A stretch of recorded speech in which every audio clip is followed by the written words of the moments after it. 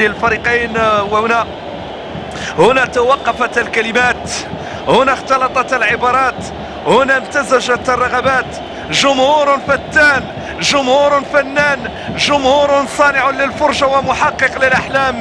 أحسنتم ووفيتم وأبدعتم يا أبناء فاس، فلكم الكلمة ولكم التعبير في هذا اليوم التاريخي والكبير. عنونوها هم وكتبوها بالبند العريض، قالوها بصريح العبارة: القلعة الصفراء تغزو القارة السمراء. اليوم نتابع صورة معبرة لجماهير مدينة فاس.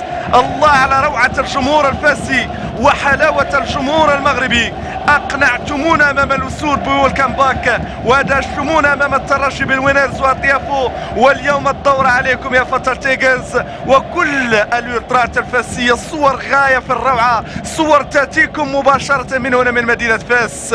أحسنوا هذه الدخلة الجميلة، هذا التيفو الممتاز، هذه البدلة التي يعني تكتسي كل المشاهدين، كل المتفرجين، كل الحاضرين هنا بمدرجات ملعب مدينة فاس. صورة غنية عن كل تعليق، حضور جماهيري كبير، أكثر من 45 ألف مناصر ومشجع حضروا اليوم، أتوا اليوم لمناصرة الصفر، لمتابعة النمور الصفر في مباراة مهمة، وهي مباراة نهائية، هي مباراة للتتويج لرفع الكاس هنا بمدينة فاس، المدينة العريقة التاريخية التي تحتضن أطوار مباراة اليوم هنا بمدينة فاس. تمتزج الآهات وأيضا الأعلام، وحوار كبير، حوار كبير لرؤية أرضية الملعب بدفاع خاص، وأيضا بلاعبين يسطعون ويكونون نجوما في مباراة هي مباراة الأحلام. لن ننسى مباراة اليوم، نريدها